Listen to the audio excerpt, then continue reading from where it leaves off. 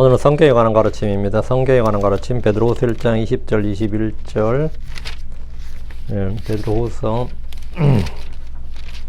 1장 20절 21절 먼저 이것을 알지니 성경 기록의 예언은 결코 어떤 사적인 해석에서 나지 아니하였느니라. 이는 예언의 옛적에 사람의 뜻에 나오지 아니하였고 오직 하나님의 거룩한 사람들이 성령님에 의하여 감동을 받은 대로 말하기 때문이라. 오늘 성경에 관한 가르침인데 성경은 어떤 것이냐, 사적인 해석에서 나지 않았다. 성경은 사적인 해석에 나지 않았고 하나님의 거룩한 사람들이 성령님의 감동을 받은 대로 말하였다. 이게 성경입니다. 이장 기도합시다. 위대하고 거룩한 주 하나님 감사합니다. 하나님께 은혜 주셔서 주께서 오늘도 말씀을 더 권위고 영감 있고 경이롭게 또 있는 그대로 잘 선포하도록 도와주실 간구하고 주 하나님께서 주신 말씀들을 저희가 잘 받아서 마음에 보고 잘 쌓아둘 수 있도록 우리 마음 잘 숨겨두고 믿음과 잘 결합할 수 있도록 해주실 간구합니다. 이 시간 말씀을 듣는 모든 혼들에게 은혜를 허락하여 주시고 복을 주시길 원합니다. 아버지 하나님께서 전한전에 듣는 자가 모두 주 앞에 있습니다. 주께서 저희를 통해 말씀하시고 또 모든 성도들이 성령 충만한 가운데 잘 경청하게 하여 주시고 말씀을 통해서 새 힘을 얻도록 그리고 은혜를 많이 받도록 해주십시오. 주의 성기도합니다. 아멘. 오늘 이 시간 우리는 기독교 신앙의 근본적인 토대인 성경에 관한 가르침이라는 주제로 공부하겠습니다. 하나님이 인류해 주신 가장 큰 선물은 예수 그리스도와 성령의 선물, 다음으로 성경입니다. 성경은 단순히 인간의 지혜나 문학적 산물이 아니라 살아계신 하나님께서 자신의 뜻과 구원 계획을 제시하신 유일무이한 기록입니다. 수많은 책을 저술하고 거대한 도상을 소유했던 월터 스콧경은 임종 직전에 죽기 전에 나에게 그 책을 하나 달라 이렇게 요청했는데 그 아들이 그 말 듣고 도서관에 저렇게 책이 많은데 어느 책을 말합니까? 이거 어느 책을 말하냐? 아버지가 하는 말을 그 책을 달라고 하니까 무슨 말인지 몰랐어요. 그때 그 책, The Book이라고 불렸죠. 그 책, 내가 그 책을 달라. 그 책은 오직 한 권의 책만이 진정한 책이다. 바로 성경이다. 내가 그 책을 달라 그러면 그 책은 성경을 말한 거다. 이거. 성경만이 The Book이다. 이거. 성경이 현존하는 가장 오래된 책으로서 인류의 역사와 문명을 통틀어 가장 큰 영향력을 행사한 궁극적인 진리의 보고입니다. 이 시간은 성경의 초월적인 가치와 기적적인 특성을 깊이 탐구하고 성경에 기록된 하나님의 말씀이고 살아있는 책이고 영의 생명이란 신적 본질을 확정할 겁니다. 나아가 성경을 대하는 신앙인의 경외하는 자세의 당위성을 논의하고 또 말씀을 멸시하는 자들에 대한 엄중한 영적 경고를 제시함으로써 모든 신앙인이, 모든 크리스천이 말씀의 가치를 재인식하고 그 안에 거하는 삶을 살도록 촉구하는 데 목적이 있습니다.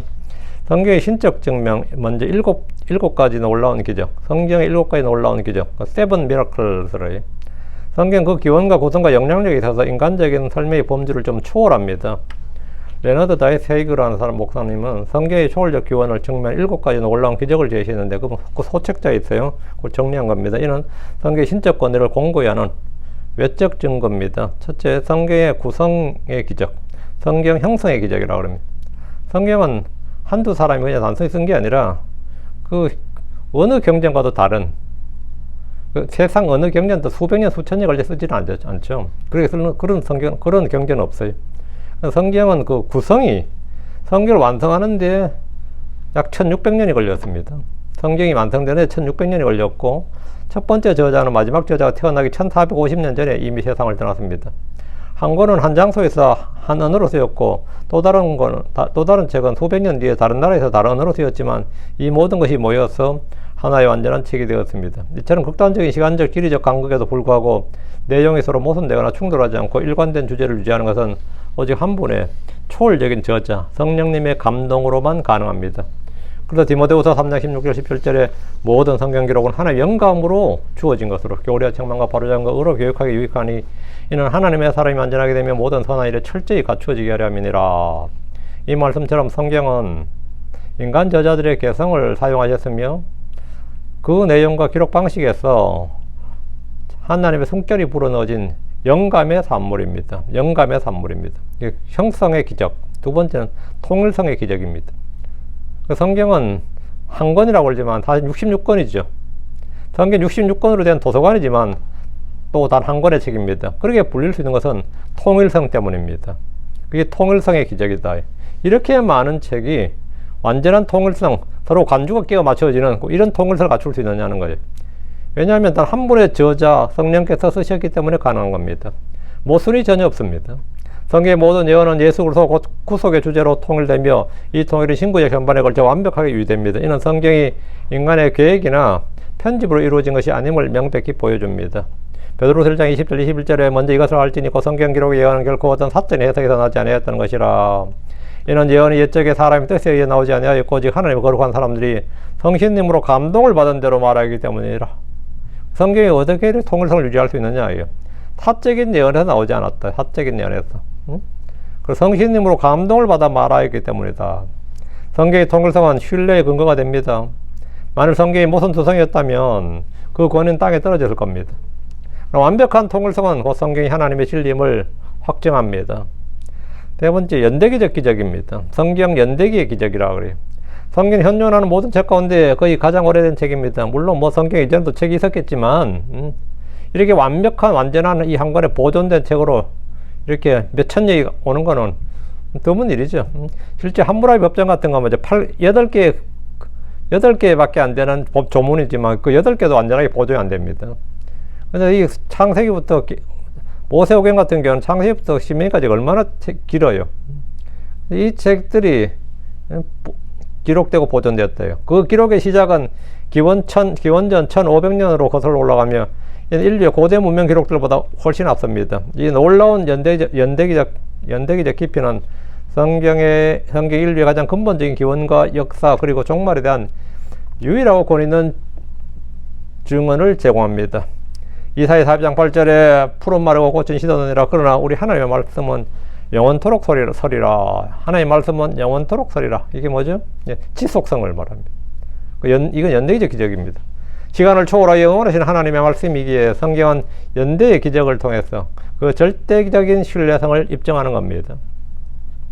넷째, 성경의 판매의 기적입니다. 이게 무슨 기적이라고 할 수 있겠냐 해보자. 성경 역사상 가장 많이 팔린 베스트셀러입니다. 지금 서점들에서 어디서 이제 성경은 다 베스트셀러 목록에서 제외합니다. 예. 그거는 뭐 그거 하면 맨날 1위가 성경이니까 인류 어떤 베스트셀러가 나와도 성경만큼 팔리진 않습니다. 인쇄술의 발명 이래로 성경은 전 세계적으로 가장 많이 인쇄, 배포, 판매된 책의 자리를 놓친 적이 없습니다. 이는 성경이 단순한 종교 서적이 아니라 인간의 영혼에 본능적으로 갈망하는 영혼의 생명의 진리를 담고 있기 때문입니다. 이사야 55장 11절에 나 입 밖으로 나아가는 내 말도 그라도다. 그것이 헛되이 내게로 되돌아오지 않을 것이요 도리어 내가 기뻐하는 것을 이루리라. 그리고 내가 그 말을 보내 이루게 하려는 일에서 형통하리라. 성경의 판매 기적은 말씀이 인간의 마음속에서 역사하시는 하나님의 섭리적 일하심의 증거입니다. 다음 성경이 외적 기적을 하고 있습니다. 성경의 그 흥미로움의 기적입니다. 성경 인류의 모든 계층과 연령이 읽는 유일한 책입니다. 위로는 노인부터 아래는 어린아이들까지 칠드런 바이블도 있잖아요. 어린이들까지도 어떤 책이라도 전문 분야는 그 전문 분야 사람들만 읽는 겁니다. 그렇죠? 그리고 뭐 이 나라 사람 좋아하면 저 나라 사람 아니고 이렇게 다 이 선호 계층이 다릅니다. 그러나 성경은 모든 계층과 연령이 읽는 유일한 책입니다. 남자 여자 구분 없고 동서양이 구분 없고 학자와 어린아이 모든 민족이 읽습니다. 이게 뭐냐? 독자층의 스펙트럼이 전부라는 거죠. 전부라는 거예요. 성경은 문학과 역사와 법률과 윤리와 철학, 예언 등 모든 분야를 아우르지만 동시에 가장 낮은 교육 수준의 사람도 구원의 진리를 깨달을 수 있을 만큼 명료합니다. 시편 119편 103절에 주의 말씀들이 들어오면 빛을 주나이다. 그것이 단순한 자들에게 지각을 주나이다. 그래서 글자만 읽을 수 있으면 성경을 읽을 수 있고 또 성경이 들어가면 문명이 퇴치가 되고 이게 흥미로움의 기적이다 그래요. 이러한 보편성은 성경의 특정 문화나 시대에 국한된 지식이 아님을 증명하며 온 인류에게 필수적인 생명의 양식임을 보여줍니다. 보통 몇백 년 된 책만 해도 말이죠. 현대 읽으면 너무 어색하고 와닿질 않습니다. 뭔가 잘 안 맞고. 근데 우리가 보통 고전이라고 할 때 고전이 가치가 몇백 년이 지나도 이게 통하기 때문에 고전으로 추앙을 받는 거거든요. 근데 BC 1500년경에 써서 지금부터 3500년 전에 쓰인 책이 현대하고 맞겠느냐고. 근데 여러분이 창세기 읽을 때 아니면 출애굽 읽을 때 그 법률이 좀 이상한 거 있습니까? 그 주님이 주신 십계명이 뭐 내가 읽을 때 너무 이상하다 그런 게 있냐고. 저항감이 전혀 없고 이질감이 전혀 없습니다. 그 뭐냐? 완전한 통일성. 누가 읽어도 고개가 끄덕여지고 그럴 수밖에 없다. 공감이 된단 말이죠. 복음서도 마찬가지죠. 여러분 상상성 읽을 때 뭐가 좀 이상합니까? 전혀 이상하지 않단 말이죠. 전부는 누구나 다 공감이 된다고. 모든 계층에 모든 사람이 읽을 수 있는 책. 황제가 읽거나 노예가 읽거나 같은 책. 이거는 지배계층이 있는 책이지 우리 서민들한테 안 이거는 아닌데 이런 거 없다고요. 이거는 밑자락 못 배운 놈들이 읽는 책이지 전문가들에게는 그 책도 아니거든. 이런 게 성경 그렇지가 않습니다. 예? 모든 계층의 모든 사람에게 학자면 학자, 무식하면 무식한 자, 배우면 배운 자, 안 배우면 안 배운, 못 배우면 못 배운 자, 모두에게 상관이 없는, 한마디로 연령과 뭐 성별과 신분과 지위와 뭐에 한마디로 독자 계층을 불문한다. 독자 계층을 불문한다. 이게 성경의 흥미로움의 기적이다. 정말 그런 책이죠. 정말 그런 책입니다. 다음 성경의 언어의 기적입니다. 성경은 대부분 교육받지 못한 사람들에 의해 쓰여졌지만 문학적 걸작으로 평가받습니다. 어부나 세리나 목동 등 평범한 배경을 가진 저자들이 기록했음에도 불구하고 성경의 시적 표현이라든가 그 시편 같은 거 말이죠. 아니면 웅장한 서사, 창세기 같은 경우죠. 심오한 교리, 로마서 같은 경우죠.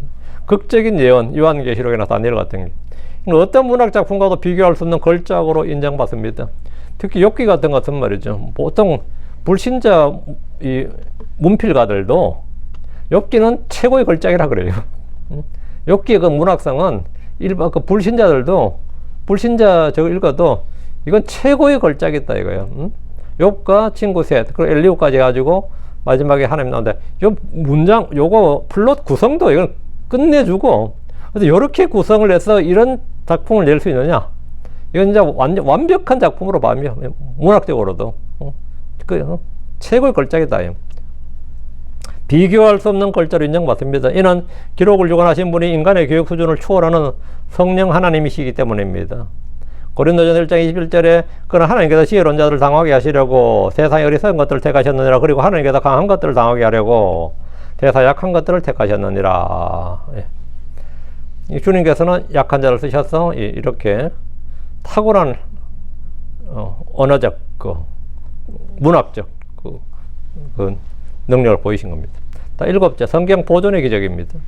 성경 역사상 가장 미움받는 책이었습니다. 성경 수많은 왕과 정부가 불태우고 없애려고 했지만 하나님께서 오늘날까지 보존해 주셨고 거의 모든 가정에서 찾을 수 있습니다. 디오클레티아누스 황제부터 공산주의 정권에 이르기까지 지금은 무슬림 국가들까지 성경을 파괴하려는 시도는 끊임없이 이어졌으나 말씀은 오히려 더욱 번성했습니다. 베드로전서 1장 24-25절에 이는 모든 육체가 불가고 사람의 모든 영광은 풀에 꽂아가기 때문이라 푸른 마르고 겉에 꽃은 떨어지느니라. 그러나 주의 말씀은 영원토록 지속되느니라. 그리고 이것이 복음으로 너에게 선포된 그 말씀이니라.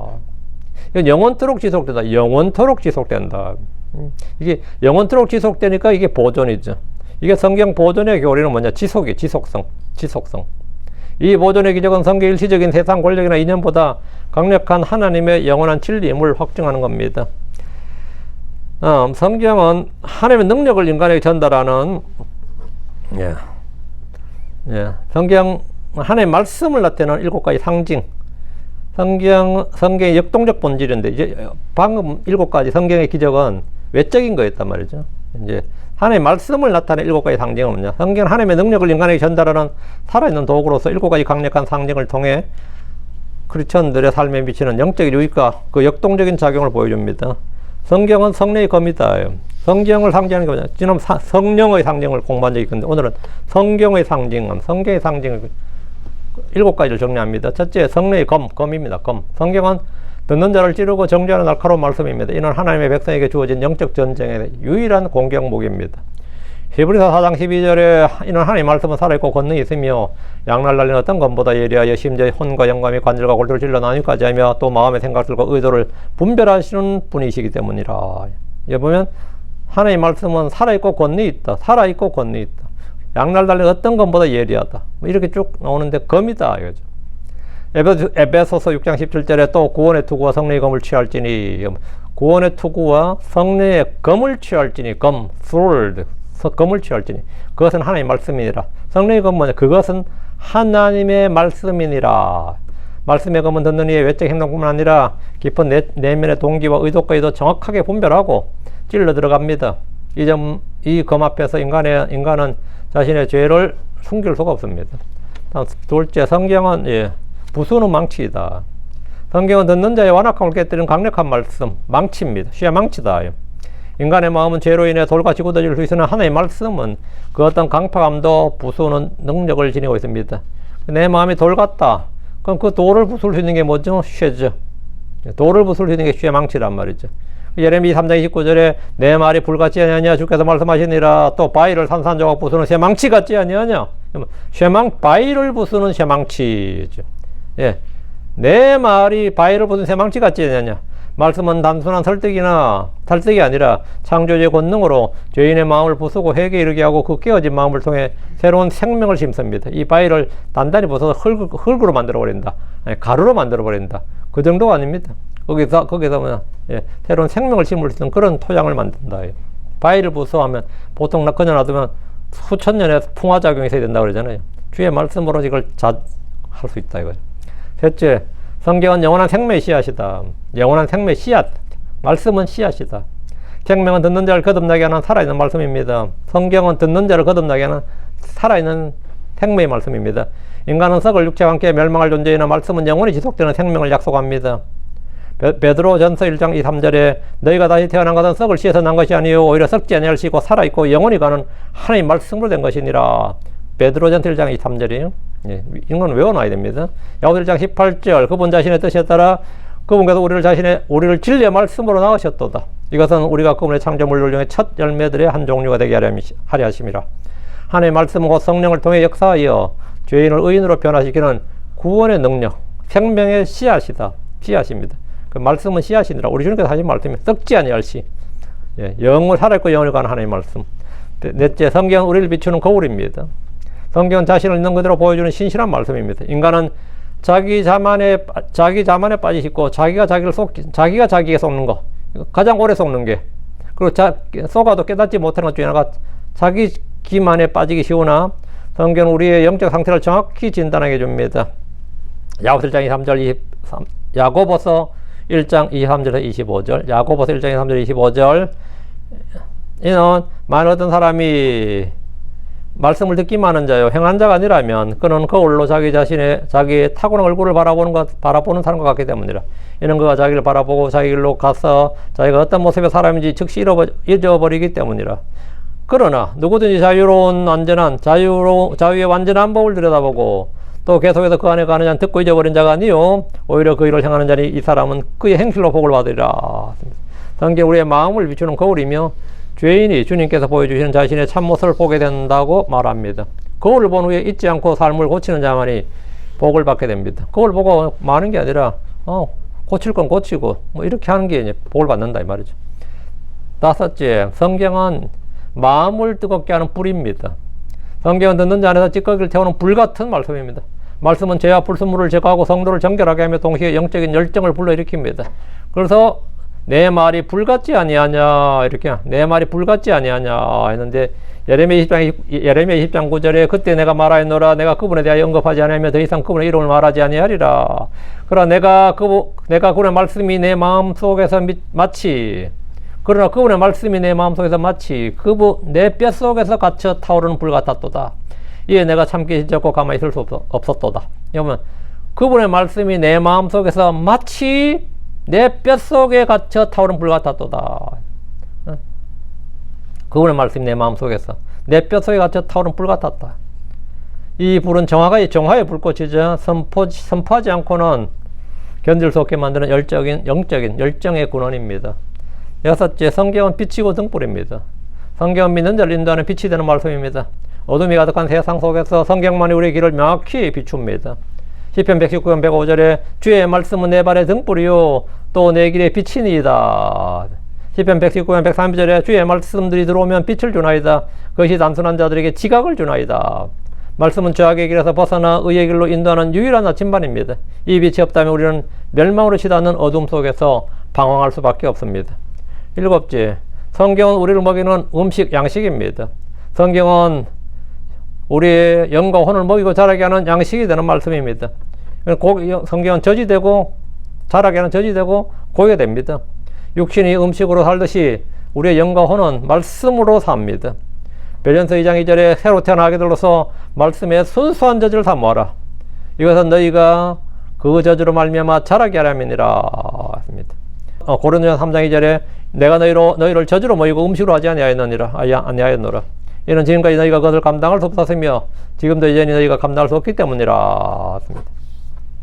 로마 10장 17절에 그런즉 이와 같이 믿음은 들음에 의해 오며 또 들음은 하나님의 말씀에 의해 오느니라. 하나님의 말씀은 사람을 정죄하고 깨뜨리고 거듭나게 하고 드러내고 태우고 비추고 먹여 살리는 총체적인 기능을 수행합니다.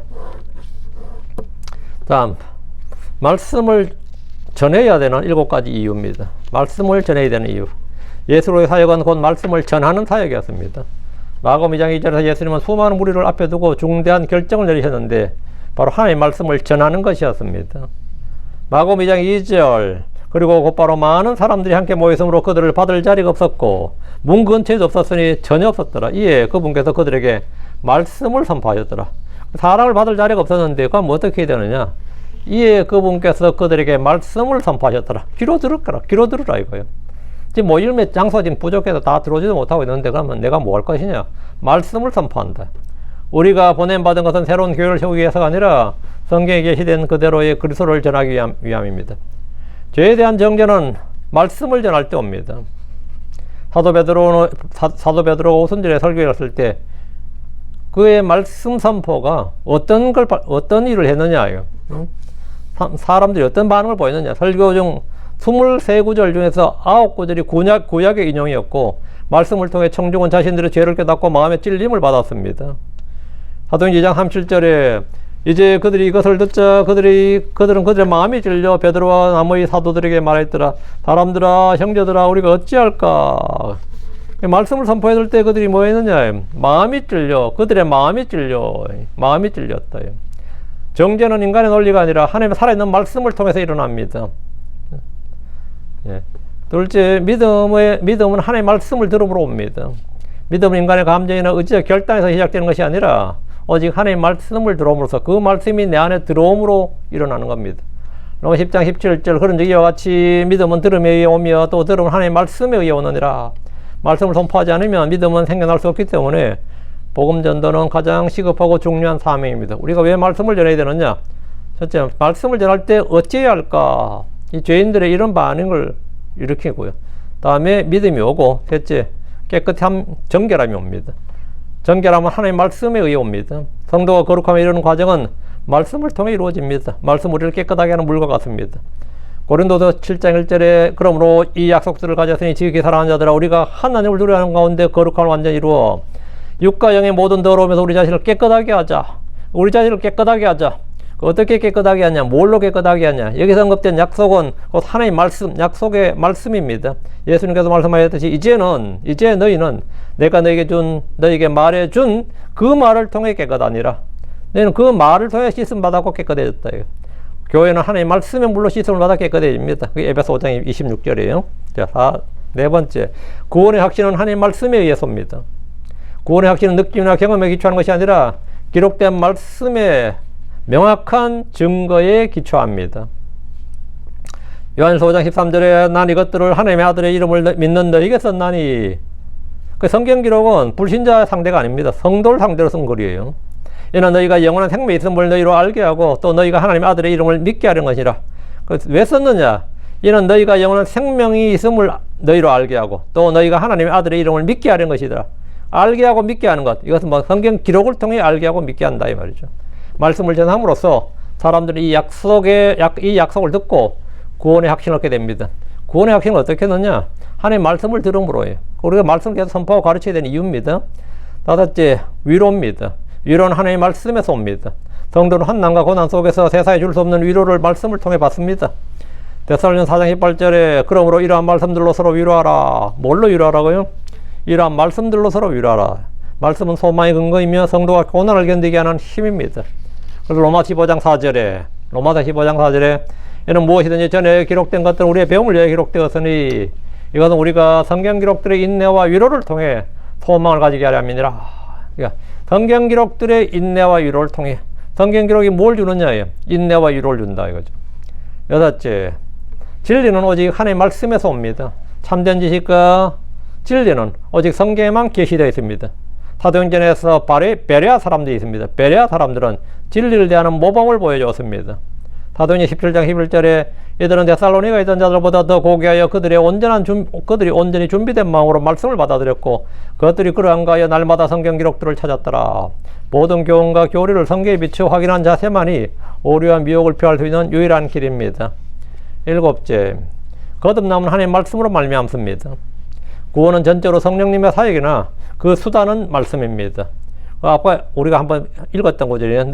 베드로전서 1장 23절이에요. 너희가 다시 태어난 것은 다시 태어남, 이게 중생, 거듭남, 신생, born again. 너희가 다시 태어난 것은 썩을 씨에서 난 것이 아니라 썩지 아니할 씨에서, 오히려 썩지 아니할 씨에서 곧 살아있고 영원히 관한 하나님의 말씀으로 된 것이니라.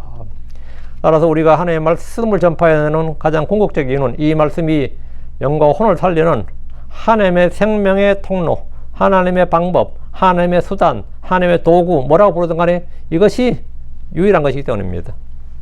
다음, 말씀을 멸시하는 자들에 대한 영적인 경고입니다. 말씀을 멸시하는 자들에 대한 영적 위험과 경고.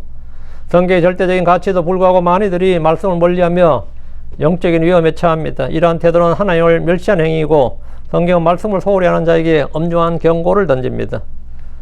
자, 성경을 읽지 않는 7가지 이어 영적 진단을 말씀드리겠습니다. 말씀을 멸시하는 자들이 하는 일이 성경을 읽지 않습니다. 그럼 다음에 듣지 않습니다. 예. 읽지 않고 듣지 않는다고요. 첫째, 성경의 진리와 가치를 모르기 때문입니다. 많이들이 성경을 단순히 고전이나 종교 서적으로 취급하며 그 신적권을 이해하지 못합니다. 성경의 기적적인 형성 과정과 연관된 본질을 알지 못하기 때문에 말씀이 합당한 경외심, 두려움을 가질 수가 없습니다. 호세아 4장 6절에 내 백성이 지식의 부족으로 멸망하는도다. 왜냐하면 내가 지식을 거부하였기에 나도 너를 거부하리니 이로써 너는 내게 제사장이 되지 못하리라. 내가 내 하나님의 율법을 잊었기에 나 또한 내 자녀들 잊으리라. 여러분, 주님께서 내 백성이 지식의 부족으로 멸망한다. 내가 지식을 거부하였다. 이 지식은 무슨 지식이죠? 예, 진리의 지식이죠. 구원의 지식입니다. 하나님을 아는 지식입니다. 하나님을 아는 지식을 한 단어로 신학이라고 그래요. 내가 지식을 거부하였기에 그럼 뭐가 되느냐? 나도 너를 거부하리니 입니다. 주의 말씀이 아닌 세상의 것들로 이미 배부르기 때문입니다. 사람들은 주의 말씀이 아닌 정치나 영화나 드라마나 소설이나 스포츠나 게임 등 세상의 것으로 이미 충분히 배가 부릅니다. 세상의 헛된 지식과 오락으로 영혼을 채워 말씀에 대한 영적 식욕을 잃어버립니다. 이사야 44장 20절에 그가 죄를 먹고 있도다. 속임을 당한 마음이 그를 빛나게 하였으되 그가 자기 혼을 구출할 수 없으며 또 말하기로 내 오른손 안에 거짓이 있지 아니하냐 하지도 못하느니라. 여기 보면 그가 죄를 먹고 있도다 이런 표현이 나오죠. 그가 죄를 먹고 있도다.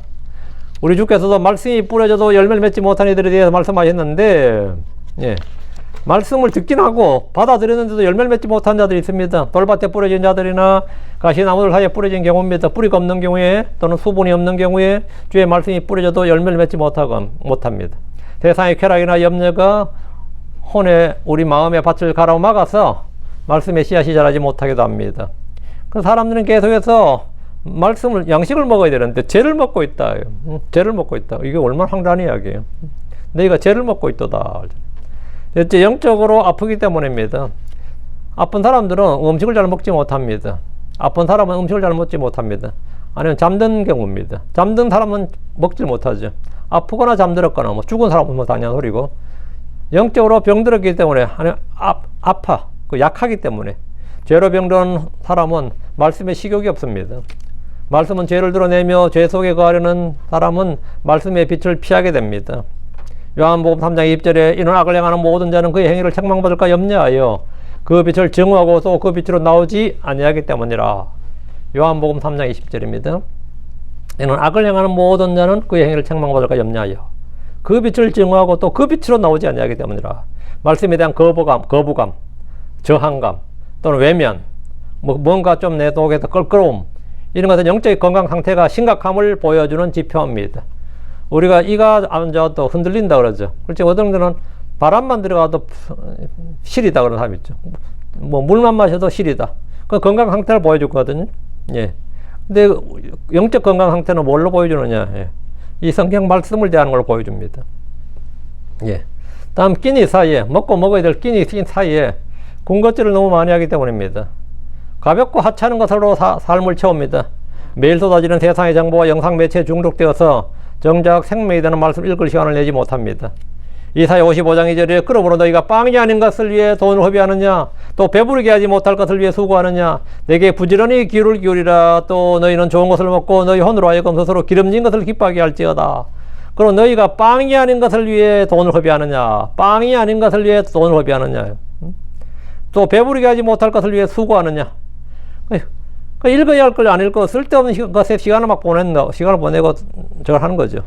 영적인 군것질을 하는 겁니다. 그것들은 우리의 마음을, 우리의 혼을 약하게 만듭니다. 영과 혼을 약하게 만듭니다. 성경이 읽어도 무미건조하다, 즉 맛이 없기 때문입니다. 맛없게 느껴진다, 맛이 없다고. 어떤 사람이 쓰고 사업이나 스포츠나 학문 등이 더 큰 관심사가 되었습니다. 오늘날 모든 사람들은 교육이, 돈이 신입니다. 자기 배가 신이라고. 세상의 복이와 명예를 추구하는 마음이 말씀을 사랑하는 마음을 덮어버립니다. 마가복음 4장 19절에 그럼에도 이 세상 염려와 재물의 속임수와 다른 것들에 대한 정욕이 들어와, 세상 염려와 재물의 속임수와 다른 것들에 대한 정욕이 들어와 말씀을 숨막히게 하여 그것이 열매를 맺지 못하게 되느니라. 영혼의 우선순위가 뒤바뀌었기 때문에 성경이 재미없게 느껴지는 겁니다. 다음 여섯째, 성경이 현실성이 없다고 생각합니다. 성경이 현실성이 없다. 설교를 들었는데, 하나의 말을 읽었는데, 그것이 지금 내 삶과, 지금 내 현실과 무슨 관계가 있느냐, 이런 생각을 한다는 거죠. 병들고 늙고 죽어가는 사람만 읽는 책, 너무 감상적이다, 너무 종교적이다, 이렇게 여기는 겁니다. 성경의 위로와 소망의 메시지나 은혜와 사랑만을 피상적으로 받아들이고 이를 나약하고 감상적인 것으로 치부하며 무시합니다.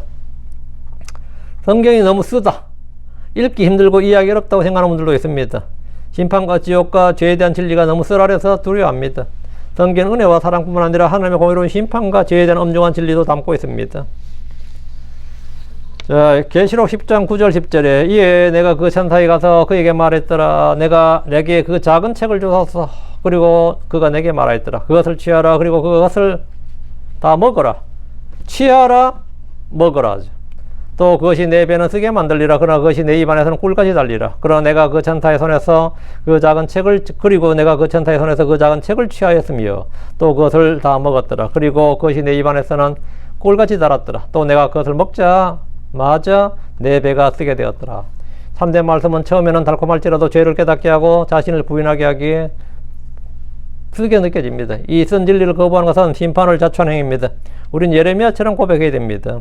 예레미야 15장 16절에 예레미야 15장 16절 주의 말씀들이 발견되었기에 내가 그것들을 먹었나이다. 이에 주의 말씀이 내게 기쁨과 마음의 즐거움이 되었나이다. 이는 내가 주의 이름으로 불리기 때문이나이다. 오 만군의 주 하나님이여, 주의 말씀들이 발견될 때 그걸 먹었다고요. 이에 주의 말씀이 내게 기쁨과 마음의 즐거움이 되었나이다.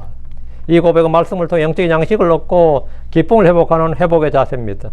그래서 이 성경을 읽을 때도 그렇고 들을 때도 그렇고 여러분 설교를 들을 때도 이 즐거움과 기쁨이 있어야 됩니다.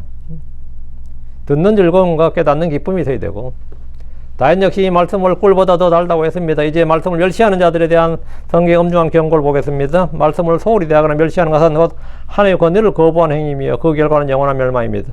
주 예수께서는 말씀의 심판 능력을 명백히 선언하셨습니다. 요한복음 12장 48절에, 요한복음 12장 48절에 나를 거절하고 내 말들을 받아들이지 아니하는 자, 그를 심판하는 이가 있으니 곧 내가 바로 그 말이 마지막 날에 그를 심판하리라. 사도행전 13장 41절 보라 너희 멸시하는 자들아 이상히 여기고 멸망하라. 이는 내가 너희의 날들에 한 일을 행하리니 비록 어떤 사람이 너희에게 그것을 밝히 말할지라도 내가 결코 그 일을 믿지 않을 것이기 때문이라. 하나님의 말씀을 거부하는 자에게는 영적 교훈이 아닌 엄정한 심판의 경고만 있습니다. 너희 멸시하는 자들아, 주의 말씀을 멸시하는 자들, 그들은 뭐라? 이상히 여기고 멸망하라. 이게 주의 말씀입니다. 멸망하라, 멸망하라. 이게 말씀이에요. 하나님의 말씀을 거부하는 자에게는 엄중한 심판의 경고, 저주, 정죄가 남아있을 뿐입니다. 따라서 신앙을 가진 이 크리스천들은 이 말씀을 두려워하는 자세로 되어야 마땅합니다. 다음, 그렇죠. 네, 그 실천적 자세입니다. 성경 읽을 때 기억해야 될 7가지. 성경 오늘 다 정리하는 겁니다. 전부 다 예전 설교를 다 했던 것들입니다. 성경 읽는 것은 단순한 지식 습득이 아니라 하나님과의 만남이고 영적인 전투입니다. 말씀에 참된 유익을 얻기 위해서는 합당한 태도, 원칙을 가지고 말씀을 내야 됩니다. 첫째, 말씀을 사랑하는 마음을 읽어야 됩니다. 성경 읽을 때 첫째, 사랑하는 마음을 읽어라. 예. 이는 나의 구주께서 하신 말씀, 주신 말씀입니다. 말씀은 의무가 아닌 사랑의 대상이고 우리 구원자 주께서 주신 편지처럼 소중히 여기게 됩니다. 시편 119편 113절에 내가 헛된 생각들을 미워하나이다. 그러나 주의 법은 사랑하나이다. 시편 119편 119절에 주께서 땅의 모든 사악한 자를 찌꺼기 같이 치워버리시나이다. 그러므로 내가 주의 증언들을 사랑하나이다. 시편 119편 120절 그러므로 내가 주의 명령들을 금보다 더 사랑하오니 참으로 정금보다 더 사랑하나이다. 시편 119편 140절 주의 말씀은 심히 순수하나이다. 그러므로 주의 종이 그것을 사랑하나이다.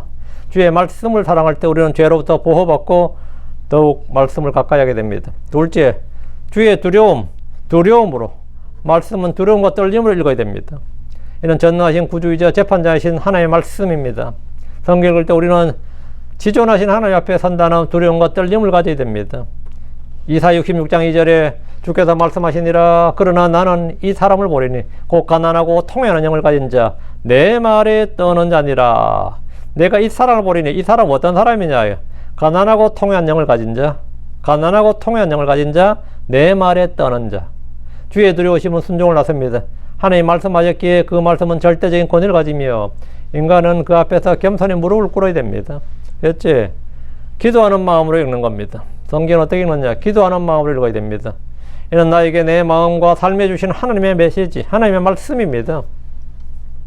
하나님의 말씀이다. 성령님의 조명 없이는 말씀의 깊은 뜻을 깨달을 수 없기에 우리는 간절히 구해야 됩니다. 시편 119편 18절 말씀입니다. 주께서 내 눈을 열어주소서. 그리하시면 내가 주의 법에서 나오는 놀라운 것들을 보리다. 주께서 내 눈을 열어줘서. 이 눈은 영적 지각의 눈입니다. 이게 지혜의 눈이에요. 주께서 내 눈을 열어주소서. 주님께서 계시와 조명을 통해서 내가 볼 수 있는, 눈이 있어서 보지 못하면 안 되잖아요. 그 의미, 주님께서 말씀하신 걸 볼 수 있는 그 진리의 보화를 볼 수 있도록 그 주의 법에서 나오는 놀라운 것들을 보리다. 이 말씀을 읽기 전에 기도로 성령님의 인도하심을 구하는 것은 우리 크리스천들에게는 필수적인 자세입니다. 다음, 묵상하는 마음을 읽어야 됩니다. 이삭은 들에서 혼자 묵상했습니다. 이 들에 나가서 저녁 때 묵상했습니다. 다윗은 주야로 주의 말씀을 묵상했습니다. 성경 읽기는 단순한 속독이 아니라 읽은 말씀을 곱씹고 생각하며 삶에 적용할 때 그 말씀이 능력이 되고 현실이 됩니다. 시편 119편 48절에 내 두 손도 내가 사랑한 주의 명령들을 향하여 들어올리리다. 내 두 손도, 내 양손을 주를 내가 사랑한 주의 명령들을 향해 들어올린다. 주의 명령들, 주의 말씀들, 성경책 놓고 기도하는 거예요. 또 내가 당신의 법규들을 묵상하리다. 주의 말씀을 묵상하는 사람이 복이 있는 사람입니다. 묵상한 말씀이 우리의 마음에 뿌리 내리게 하는 과정입니다. 다음, 다섯째, 성경을 여기저기 뜨문뜨문 읽지 말고 체계적으로 읽어야 됩니다. 골라서 읽지 말고 내가 좋아하는 부분만 선별해서 읽지 말고 처음부터 끝까지 통독을 해야 됩니다. 좋아하는 구절이나 위로가 되는 부분만을 선택적으로 읽는 것은 편식과 같습니다. 성경 전체는 하나님 뜻이 계시된 하나의 통일된 말씀이므로 균형 잡힌 신앙 성장을 위해서 체계적인 읽기가 필수적입니다. 시편 119편 11절에 내가 주의 증언들을 영원한 상속물로 취하였나이다. 이는 그것들이 내 마음의 기쁨이기 때문이다. 여섯째, 순종하는 마음으로, 순종할 각오를 읽어요. 순종할 의지, 결단을 가지고 내가 오늘 주님이 주시는 말씀은 내가 하겠다. 순종할 의지를 가지고 있는 겁니다. 아버지께서 가르쳐 주시는 것을 반드시 실천하겠다. 말씀을 듣기만 하고 행하지 않는 자는 자기 기만입니다. 자기를 속이는 자다. 야고보서 1장 22절에 그러나 너희는 말씀을 행하는 자가 되라. 또 듣기만 하는 자들이 되어 너희 자신을 속이지 말라 했습니다. 순종할 각오로 읽을 때 말씀 우리 안에서 능력을 발휘하여 삶의 변화를 이끌어냅니다. 이건 여러분 해보셔야 되는 겁니다. 마지막으로 매일 읽어야, 성경을 어떻게 읽느냐 하면 매일 읽어야 됩니다. 언제 읽어야 되냐면 매일 읽어야 된다고. 특정한 날이라 집회를 하는 날만이 아니라 매일 조금씩 읽으십시오. 말씀 일용할 양식과 같으므로 영혼의 건강을 위해서 매일 꾸준히 섭취해야 됩니다. 시편 6편 7절에 또 너는 그것들을 내 자녀들에게 부지런히 가르치며 내가 내 집에 있을 때든지 내가 길을 걸을 때든지 내가 누울 때든지 내가 일어날 때든지 너는 그것들을 말할지니라. 성경을 인생에 늘 함께하는 안내자와 동반자로 삼고 매일의 삶 속에서 말씀을 묵상하고 적용해야 됩니다. 오늘 결론입니다. 성경은 1600년의 시차와 40여 명의 저자를 초월해서 성령의 감동으로 기록된 유일하고 통일된 하나님의 계시이며 그 본질은 영이요 생명입니다. 내가 너에게 이런 말들은 영이요 생명이니라. 성경은 인간의 모든 죄악을 정죄하고 강팍한 마음을 깨뜨리며 거듭나게 하고 살아있는 믿음을 낳고 영과 혼을 양육하는 궁극적인 유익을 제공합니다. 성경을 인생에 늘 함께하는 안내자와 동반자로 삼으십시오. 성경은 하나님의 말씀이므로 믿을 만한, trustworthy라죠. 믿을 만한 가치가 있는, 신뢰할 만한 가치가 있는, 그 신뢰할 만한 가치가 충분합니다. 성령님께서 거룩한 말씀들을 깨닫게 해달라고 기도하십시오. 크리스천들은 베레아 사람들 같이 온전히 준비된 마음으로 말씀을 날마다 찾고 예레미야처럼 그 말씀을 기쁨과 경외함으로 받았어. 삶의 모든 영역에서 순종해야 됩니다. 성경을 소홀히 하면 마지막 날 그것이 우리를 심판할 것입니다. 이 말씀을 멸시하는 것은 궁극적인 심판을 자초하는 것이고 모든 그리스도인은 이 절대적인 진리를 굳게 붙잡고 이것을 읽고 묵상하고 사용하고 전파하는 데 전념해야 합니다. 오늘 성경에 대해서 여러 가지 성경에 관한 것들 오늘 이렇게 잡았는데 성경에 관한 것들에서 제가 지금까지 여러 편의 설교를 했던 것들을 딱 정리해서 여러분에게 전했습니다. 아주 간략하게 성경을 어떻게 읽을 것인가, 성경은 무엇인가, 성경 읽기를 방해하는 건 무언가, 뭐 이런 쭈루룩 다 했는데 여러분이 지금 자신을 한번 어려운 내용이 하나도 없습니다. 쭉 보시고 자신을 한번 성찰해 보시기 바랍니다. 우리가 성경을 듣기만 하고 하나님의 말씀을 듣기만 하고 자기를 속이는 자가 되지 않도록 하시기 바라고 영적으로 병든 자나 잠든 자나 또는 패배자가 되지 않도록 이걸 늘 깨어 있어야 됩니다. 오늘 성경에 관한 가르침이었습니다. 기도합시다. 위대하시고 거룩한 주 하나님 감사합니다. 하나님 은혜 주에서 주의 말씀을 전했습니다. 전해진 모든 말씀들이 성도에게 잘 전달되게 하시고 듣는 모든 분들이 말씀의 은혜를 많이 받도록 해주시고 하나님의 말씀을 평생토록 늘 곁에 두고 가까이서 눈으로 읽고 귀로 듣고 또 마음으로 묵상하고 입으로 선포하고 또 아버지 그것들을 몸으로 실천할 수 있도록 해주시기를 간구합니다. 전능하신 주 하나님 함께 해주시옵소서. 주의 성령께서 또 주의 법에서 나오는 이 진리의 말씀들을 늘 조명해 빛을 비춰주셔서 조명해 주셔서 저희 마음에 뿌려진 씨앗들이 잘 자라나도록 해주시옵소서. 말씀이 숨이 막힌 일이 없도록 해주시옵소서. 아버지 하나님 세상의 정욕이나 또 돈을 사랑함이나 또 악한 것들 이런 것들로 저희가 숨이 막히지 않도록 또 재물의 속임수로 인해서 또 저희가 눈이 엉뚱한 것으로 돌아가지 않고 저희가 순전한 마음과 단일한 눈으로 우리 주 예수를 바라보고 주님만을 향할 수 있도록 주님 인도하여 주시옵소서. 전능자 주 하나님께서 저희 눈을 열어주시고 저희 귀도 열어주시고 저희 마음에 깨닫는 영 깨닫는 마음을 주시고 신선한 기름 부음을 넘치게 부어주셔서 하나님의 말씀이 늘 저희 속에서부터 효과적으로 건너게 일하는 그런 귀한 은혜 귀한 역사가 있도록 해주시옵소서. 전능자 주 하나님 저희가 주님을 찬양합니다. 아버지 하나님 저희가 날마다 주님 머리 대신 주님께로 좀 성장하고 변화받기로 원하고 일치되기를 원합니다. 하나님께서 저에게 복을 명하여 주시옵소서. 그리고 악으로부터 지켜 보여주시고 악한 자가 속히 와서 저희 마음속에 있는 말씀을 빼앗아가지 못하도록 지켜주시고 마음에서 말씀이 흘려나가지 않도록 해주시고 또 숨 막히는 일이 없도록 뿌리가 없어서 잠시 기쁨을 받다가 그 말씀이 쓰러져 버리고 막혀버리는 일이 없도록 해주시기를 간구드립니다. 전능자 주 하나님 도와주십시오. 감사드립니다. 주의 성기도합니다. 아멘.